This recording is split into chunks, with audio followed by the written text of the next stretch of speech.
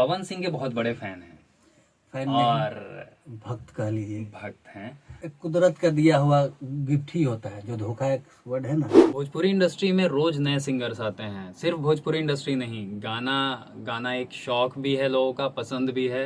और कई लोग हैं जो कलाकार बनना चाहते हैं, सिंगर बनना चाहते हैं। आज का एपिसोड हमारा कुछ ऐसा ही है। आज के एपिसोड में थोड़ा सा अलग क्या है कि आज हमने किसी स्टार को नहीं बुलाया। आज हमने एक ऐसे बंदे को बुलाया है जिसने बहुत मेहनत करके अपना एक मुकाम हासिल किया और उसने ये सिद्ध किया कि टैलेंट प्लस मेहनत इक्वल्स टू गेम चेंज। तो मैं हूं मुकेश शर्मा और स्वागत है आपका अनसेंसर्ड बाय मुकेश में, जहां बातें होंगी बिना किसी फिल्टर। आज हमारे साथ है भोजपुरी इंडस्ट्री के rising star Govind Malik. Welcome है भाई हमारे शो में। और सबसे पहले ये बताओ आप कि जो लोग आपको देख रहे हैं वो क्या समझे, आप कौन हैं? सबसे पहले आपके चैनल को और आपके साथ सारे दर्शकों को हार्दिक नमन और दिल से शुक्रिया। हम एक कलाकार हैं और कलाकार एक सेवक होता है जो अपने कला से लोगों को सेवा प्रदान करता है, चेहरे पर स्माइल लाता है, एंटरटेन करता है। तो हम एक एंटरटेनर हैं। आप एक एंटरटेनर हैं, लेकिन जैसे ये ना, ये चीजें बोल के आप निकलिए मत। थोड़ा सा शुरू से बताइए, अच्छे से बताइए कि आप कौन हैं, गाना कब से शुरू किया आपने और क्या क्या चीजें हुई। तो थोड़ा विस्तार में हल्का सा बताइए, ऑडियंस सुनने के लिए बेताब है। क्या है कि जब होश संभाला हमने तो एक होता है ना, थॉट माइंड में चलते रहता है। तो माता पिता ने नाम ही ऐसा रख दिया था गोविंद, गोविंदा। वो दौर भी था, गोविंदा से इंस्पायर्ड होकर तो वो चीजें ऑटोमेटिक होने लगी। वैसा फीलिंग जागने लगा कि एक्टर, सिंगिंग। तो वहां से दौर बढ़ा। और शुरुआत में कोई बोलता नहीं है घर पे, क्योंकि वो पारिवारिक माहौल ऐसा होता है कि सामने से बोल नहीं पाते। बट जैसे 10th का एग्जाम होने वाला था तो वहां से दीवानगी बढ़ती चली गई।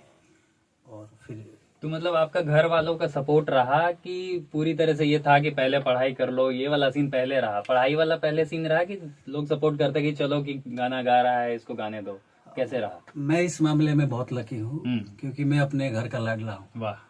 तो हर चीज को जब भी मैं थोड़ा होता है नानुकुर, बट लोग मान जाते हैं और बहुत प्यार मिला, बहुत सपोर्ट मिला घर से। कभी ऐसा स्ट्रगल करते करते फील हुआ गोविंद भाई आपको कि छोड़ देते हैं, बहुत टाइम हो गया, कुछ हो नहीं रहा है या कुछ चीजें दिख नहीं रही हैं, कुछ ऐसा कुछ दिमाग में बैठा आपके कभी? ये क्या है कि काफी टाइम से हम इस इंडस्ट्री का हिस्सा हैं और काफी काम किया है हमने, छोटा मोटा ही सही। बट हालात बहुत बार बिगड़ी, बहुत बार गिरे।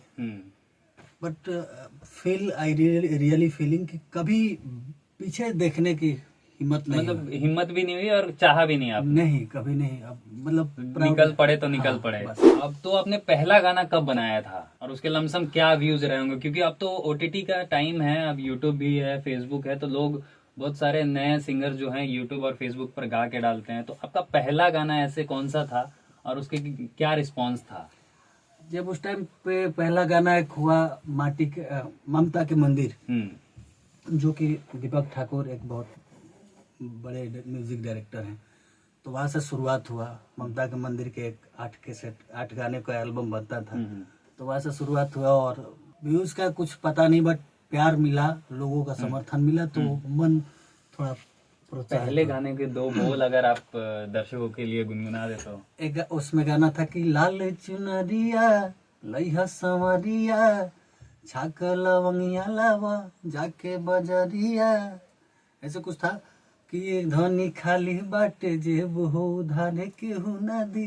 वाह। तो चटनी वाला टाइप गाना था थोड़ा। कॉपीराइट का मेरे पे नहीं आना चाहिए, सिंगर अपना गाना खुद गा रहा है यहाँ पे।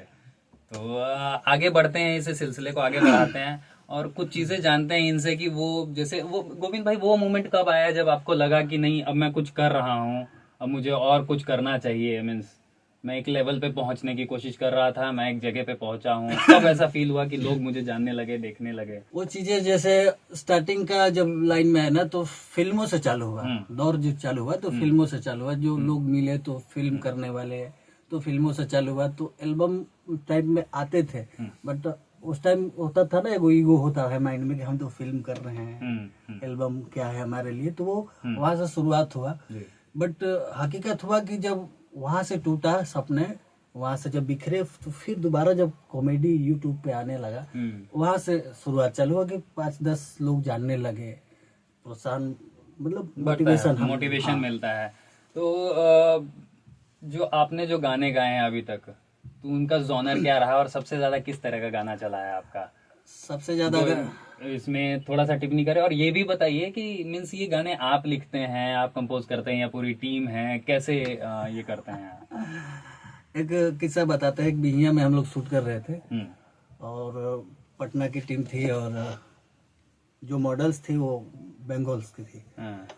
तो वहां से जब चालू हुआ, शुरुआत हुआ, तो उसमें एक बहुत प्यारा गाना था कि गोरी नैना से नैना मिला के धोखा का दिहलू दिल में समा के, कोनो प्यार में बढ़िया न कैलू, पिटवा दिहलू घरे बोला के।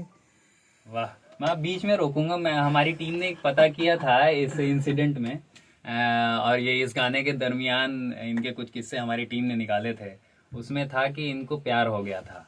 हाँ, गाने आज अनसेंसर्ड है, आज खोल दिया जाए ये चीज। हम खुले विचार खुले विचार के ही रहने चाहिए। उसमें इनको प्यार हो गया, इन्होंने गाना बनाया। एक गाना शूट करने शायद ये गए थे, वहां पे 2-3 गाने शूट करके आए। तो वो किस्सा क्या था? वो मेरे जीवन का मसला ही ऐसा है कि मोहब्बत मुझे होते रहती है। मोहब्बत होते रहती है, हर कुछ दिन बाद किसी से मोहब्बत हो जाती है। ये रोज बदलने वाले मोहब्बतों में से है गोविंद भाई का। खैर, आगे बताइए गोविंद भाई। ऐसी चीजों में तो हमारे ऑडियंस को और मजा आता है, आप बात करते रहिए, कोई दिक्कत नहीं है। तो मोहब्बत होते रहती है। क्या है कि अब जाने वाले चले जाते हैं, लेकिन दिल तो मानता नहीं ना। हम अपनी तरफ से गलतियां नहीं करते, अपनी तरफ से हम किसी को छोड़ते नहीं। छोड़ने वाले चले जाते हैं, दिल टूटता है, फिर कहीं लग जाता है। मीन्स टूटा हुआ आशिक एक शायर, एक गायक, क्योंकि ये फील देता है। ये फील्ड ऐसा है ना, बिना मोहब्बत का काम बनेगा नहीं। बहुत बहुत बड़ी बातें कही आपने गोविंद भाई। बैक टू द क्वेश्चन, हम लोग फिर से क्वेश्चन पे आते हैं कि आपके जो गाने हैं वो टीम लिखती है, आप खुद लिखते हैं, कंपोज करते हैं, या कैसा पूरा एक टीम है, क्या कैसे होगा? जहाँ तक रही टीम की बात, तो बहुत लोग हैं जो गाने लिख के सपोर्ट करते हैं। क्या होता है कि मुझे पैसे देने के लिए मेरे पास बजट नहीं होता है राइटर्स को पेमेंट करने के लिए, तो मजबूरी में वहां से शुरुआत हुआ कि खुद भी लिखने लगा, खुद भी कंपोज करने लगा। तो कहीं कहीं से लोगों से मिलता है कि मुखड़ा बना दिया, तो किसी फ्रेंड जो राइटर है उनको भेज के अंतरा कंपोज करवा लिए, बनवा लिए। तो ऐसे टीम वर्क काम होता है। लेकिन 60% गाने हमारे खुद के लिखे। आप खुद ही लिखते हैं, कंपोज करते हैं, 60% गाने आपके खुद ही लिखते हैं। तो एक चीज ये बताइए, जो नए सिंगर्स एंट्री लेते हैं तो उनके लिए क्या कंपटीशन ज्यादा है, या फिर मतलब कितना टफ है यहाँ पे, भीड़ भाड़ कैसा है? भोजपुरी इंडस्ट्री के बारे में खास कर बताइए। नए लड़के गायक बनने के लिए निकलते हैं, स्टूडियोज के चक्कर लगाते हैं, बहुत सारी चीजें। तो गोविंद भाई से समझते हैं इस चीज में कितना कंपटीशन टफ है गोविंद भाई? देखिए, अब कंपटीशन की बात किया जाए तो कंपटीशन है, बट जब इंसान ये समझ जाता है ना कि खुद पे काम करना होता है, तो उसके लिए कंपटीशन बहुत बड़ा मायने नहीं रहता। जब आप खुद को समय देने लगे तो कंपटीशन आपके लिए नहीं है। मतलब खुद पे फोकस करिए, खुद के काम पे डेडिकेटेड रहिए, एक ना एक दिन आपको वो जब मुकाम लोगों मिलेगा। को देखेंगे तो उसके लिए कंपटीशन है, बट आप खुद को देखोगे तो कंपटीशन नहीं लगेगा, वो आपके लिए एक गेम लगेगा। हमारी टीम ने एक चीज और पता लगाई कि आप पवन सिंह के बहुत बड़े फैन हैं, और भक्त कह लीजिए, भक्त हैं। और मुझे एक चीज और बताइए कि उनका पहला गाना आपने कौन सा सुना था, और क्या फीलिंग रही थी जब आपने पवन सिंह जी के बारे में सुना, उनके गाने सुने आपने? तो क्या है कि जो दीवानगी हुआ, तो उनके वो दौर ऐसा था कि कांच का शैली, खागिलो ठलाली, हम भी सुने हैं वो दौर तो था ना, बहुत बढ़िया गाने थे उनके। वो नस नस में, वो जुबान पे लोगों का, बिहार में सबके जुबान पे था, बिल्कुल। तो ऑटोमेटिक होते गया, मोहब्बत बढ़ते गया। एक किस्सा शेयर करेंगे कि पवन भैया से इतनी मोहब्बत है मेरे दिल में, आज भी है। आज भी हर 24 घंटे में कभी न कभी एक बार इमोशनल जरूर होता हूँ उनके गाने को सुन के। तो वो किस्सा है कि 11th में पढ़ रहा था, इंटर में, तो एक अफवाह उड़ी थी कि उनका एक्सीडेंट हो गया, ये फलाना।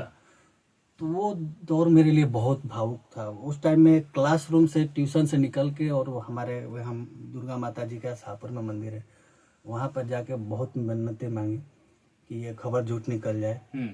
तो ऐसा ही ये हुआ। दीवानगी आपकी थी कौन सी? और ये हमारे हाथों में जो निशान है, ये वो दीवानगी के पागलपन का एक हिस्सा है। यह मैंने कपूर जला के वो नवरात्र किया आप था लाइफ में पूजते हैं? पहले। मतलब आप पूजते हैं एक तरह से, हाँ। पवन सिंह जी को पूजते हैं आप? हाँ, लुक लाइक ए गॉड।